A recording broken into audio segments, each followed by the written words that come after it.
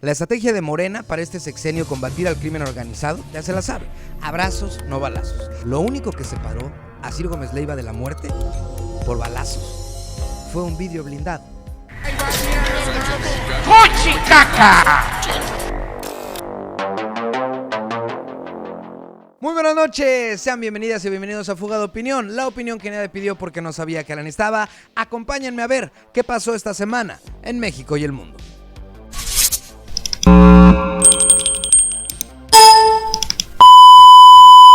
El país es gobernado por Morena. El estado de Guerrero es gobernado por Morena. El municipio de Chilpancingo también es gobernado por Morena. La estrategia de Morena para este sexenio combatir al crimen organizado ya se la sabe. Abrazos, no balazos. Supuestamente justificada para evitar que haya bajas de inocentes que queden atrapados en un posible fuego cruzado. Pero ¿qué hacer cuando son los pobladores los que cometen el delito?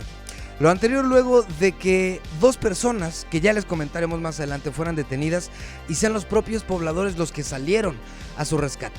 No porque sean malas personas o delincuentes también, al menos así lo espero yo, sino porque están cooptados ya en niveles nunca antes vistos por el crimen organizado. Esta semana se registraron 12 horas de enfrentamientos, bloqueos y hasta toma de rehenes en la autopista del Sol en Chilpancingo, Guerrero. Esta carretera conecta las comunidades de Mochitlán, Quechultenango, Juan R. Escudero y Petaquillas. Esta zona es conocida por estar bajo el estricto control del grupo criminal conocido como Los Ardillos, quienes sufrieron un duro golpe luego de que el pasado fin de semana fueron detenidos por la Fiscalía General de la República dos transportistas que resultaron ser líderes de este grupo criminal. Los ardillos, pues quedaron ardillas y movilizaron a poco más de 2.500 habitantes de estos pueblos que se dirigieron a enfrentar a policías y militares para defender a este grupo criminal. 700 policías estatales y elementos de la Guardia Nacional esperaban a este grupo de personas con equipo antimotín, vallas metálicas, entre otras herramientas. Sin embargo, se vieron superados rápidamente a pesar de que solo lo estaban atacando con piedras y con palos. Todo esto ocurrió a las puertas de un cuartel de la Guardia Nacional, al cual por supuesto que entraron y destruyeron tanto motos como vehículos de la Guardia Nacional. De hecho, les robaron dos superpatrullas, como se les conoce. Estas camionetas que son bastante grandes y equipadas por parte de la Guardia Nacional, se las llevaron y es fecha en que aún no se las regresan. Lo más grave de todo es que tomaron por rehenes a 13 personas. 5 elementos de la policía, 4 elementos de la Guardia Nacional, 3 de la Secretaría de Gobierno y un integrante de Segov a nivel federal. El enfrentamiento finalmente duró 2 días. Esto porque tenía al gobierno atado de manos en que si no liberaban a estos criminales, no les iban a liberar a los rehenes. Finalmente, el gobierno hizo lo obvio y admitió ante el ojo público de la sociedad mexicana que el crimen le tiene tomada la medida y finalmente terminó por liberar a estos criminales a cambio de los rehenes. Por supuesto que desde el Palacio Nacional no se esperaba una respuesta diferente a la que dio el presidente López Obrador. Todo está bien en el país, los medios exageran las notas, ya ni siquiera vale la pena tocar al presidente de la República. Pero ¿dónde estaba la presidenta municipal de esta entidad? Norma Otilia Hernández estaba excusándose todavía luego de que en días pasados se filtraran fotografías de ellas comiendo con nada más y nada menos que con el líder del grupo criminal de Los Ardillos. Cuando ella estaba diciendo, en los días que ella estaba diciendo que no lo conocía, que era la primera vez que lo veía, salió a la luz, que es lo que le vamos a presentar a continuación, ya el video con audio, en donde usted juzgará si esa es una conversación que se tiene con alguien que se acaba de conocer. Se está desmintiendo toda esta parte de la presidencia municipal, todas estas declaraciones, y muestran de fondo algo más importante, que quizás esta es la verdadera estrategia de la 4T para este sexenio: el pacto, la negociación con el crimen organizado. Y eso quizás explique en buena medida el nivel de violencia en el país.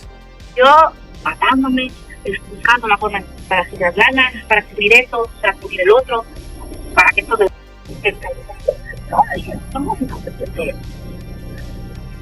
y quiero entrar a la cuenta. Pero bueno, ¿quieren traer la batuta? ¿Sí está?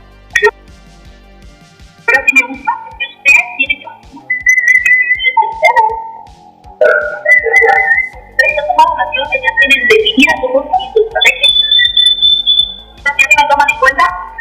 No, porque esto acá ya está arriba. Ya que hago más, vamos a hacer esto. Llégate. Desde acá. Sí, bueno, entonces, yo vine donde yo, después de pasar allá, construyendo una carrera política, porque soy la primera generación de los políticos que van a ser base del gobierno.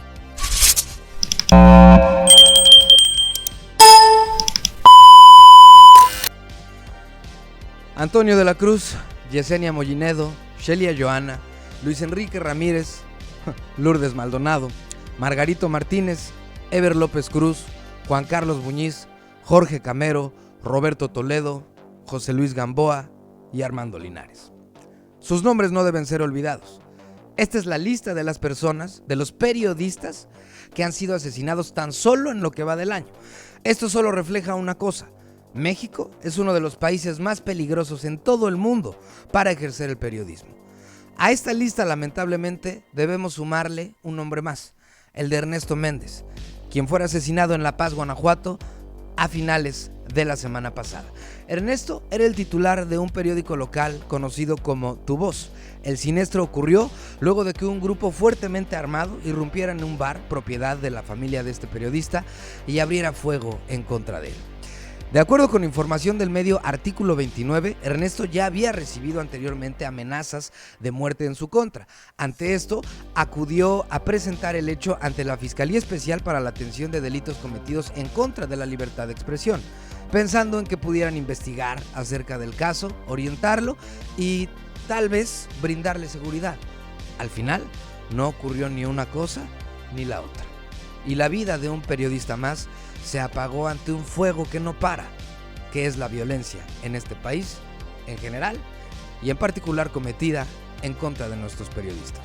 Haz algo, muévete. CNN, Reporteros Sin Fronteras y el Comité para la Protección de Periodistas, entre muchas otras organizaciones, lamentaron lo sucedido, condenaron los hechos y exigieron a este gobierno justicia, que haya respuestas acerca de quién fue el que ha matado no solo a este último, sino a todos los demás periodistas. Lo cual se explica una vez más, porque esto ya es una crisis en este sexenio, una crisis más, se explica con números que usted puede comprobar, repito, en medios de confianza o inclusive en los propios portales del gobierno.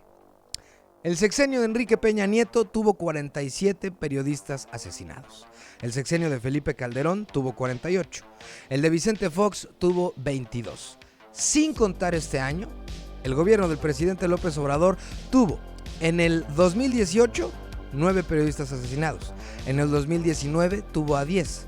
7 periodistas fueron los que perdieron la vida en el 2020 y en el 2021 y 12 tan solo en el 2022. Repito, estas cifras sin contar los que van este año. Hay que considerar precisamente que al presidente todavía le falta un año de gobierno, por lo que muy seguramente va a superar la cifra y quedará con la mala marca de tener, entre otras cosas, la mayor cantidad de periodistas asesinados en un solo sexenio.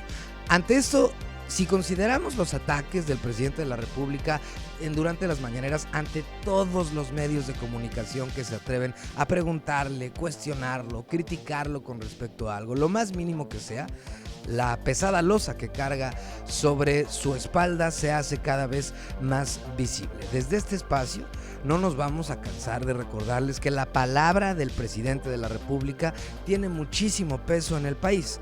Nunca antes se habían vivido ataques en contra de la comunidad periodística de esta índole en estas cantidades y por una buena parte de la población. Sí, ya lo sabemos. Periodistas del pasado eran vendidos a la mafia del poder.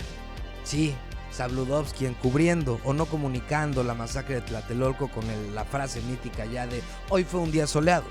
Sí, los montajes de Loret de Mola. Sí, sí y sí. Pero estos no son casos puntuales como aquellos.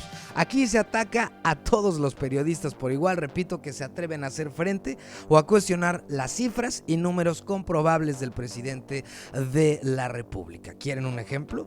No nos vamos a cansar tampoco de hacer hincapié en que solo un día después de que el presidente dijera que escuchar a Ciro Gómez Leiva podría causarle tumores en la cabeza, lo único que separó a Ciro Gómez Leiva de la muerte por balazos fue un vidrio blindado. El presidente tiene la obligación de proteger a periodistas que son mexicanos, que son ciudadanas y son ciudadanos igual que todos nosotros y que enfrentan esta grave crisis en lo particular, además de la generalidad de la crisis desencadenada en el país. En solo este año, 13 periodistas no tuvieron absolutamente nada que los separara de la muerte, ni siquiera un presidente que los cuidara. Volvemos.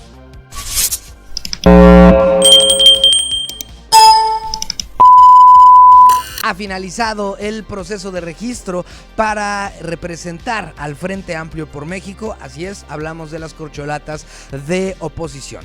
Desde el martes 4 hasta el lunes de esta semana, el martes 4 de este mismo mes, hasta el lunes de esta semana, pues estaba abierto este periodo de registro, en el cual se inscribieron 33 personajes que querían ser el candidato o candidata de cara a las elecciones del 24. Lo que más resaltó fue que se registró una bailarina de striptease, México Mágico, además de 33 posibles aspirantes. Otra de las cosas que más sonó es el autodescarte por partes de figuras relevantes para la Alianza Va por México, figuras como Lili Téllez, como Mauricio Vila o como el senador Germán Martínez. Sin embargo, esto a pesar de muchos nombres más, de los 33 registrados y registradas, solamente aprobaron 13.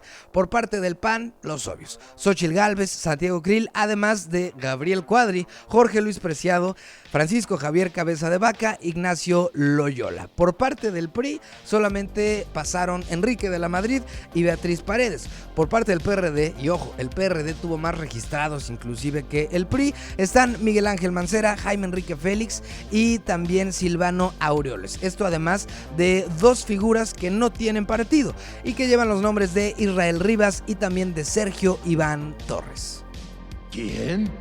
Ahora, desde esta semana hasta el 3 de agosto inicia el periodo de recolección de firmas por parte de las y los aspirantes de este frente. Recordar que la cantidad que tienen que sumar, que firmas que tienen que registrar, es de 150,000 firmas. Esto a lo largo de 17 estados de la República. Durante este periodo, esta segunda etapa, además, se van a realizar debates entre estos aspirantes. Además, quienes salgan ganadores en esta segunda etapa solo podrán ser 3, que van a ser quienes avancen a la tercera y última etapa, como dijimos ya en el mes de agosto. Ahora, quien sigue estando en boca de todos es Xóchitl Gálvez, quien mencionó de cara a esta segunda etapa al comité de la Alianza Va por México que ella espera que ellos puedan articular el modo de que la comunidad migrante de mexicanos radicados en los Estados Unidos, que ojo, cuentan con sus derechos político-electorales a salvo,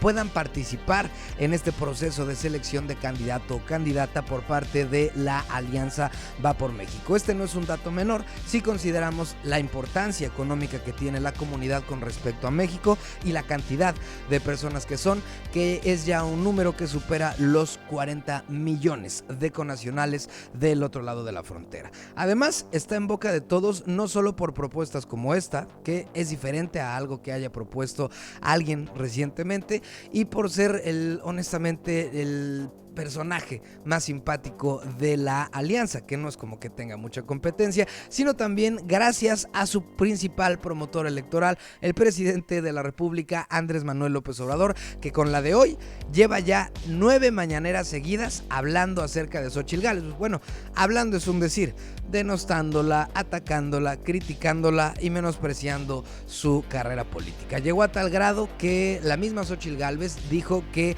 va a demandar al INE por uso indebido de recursos públicos. Recordar que donde la denosta, donde la ataca, es en la mañanera. Y recordarle, como ya le hemos dicho, que la mañanera es un espacio supuestamente plural y también no intervencionista en estos temas, que además se paga con dinero público, dinero que sale de todos nuestros impuestos. Esto además de una queja ante el INE por violencia política de género. Así las cosas con respecto a las elecciones del 2024.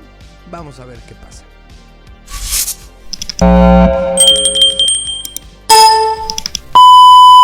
Eso fue todo de momento, les agradecemos como siempre su atención. No se olviden de sintonizarnos también en la otra radio, en el link otraradio.com, de lunes a viernes de 7 a 9 de la mañana, así como mi columna personal en El Sol de Puebla todas las semanas. Yo fui Max Corrales y a nombre de todo mi equipo de trabajo les digo gracias. Esto fue Fuga de Opinión, la opinión que nadie pidió porque no sabía que la necesitaba. Nos vemos el lunes.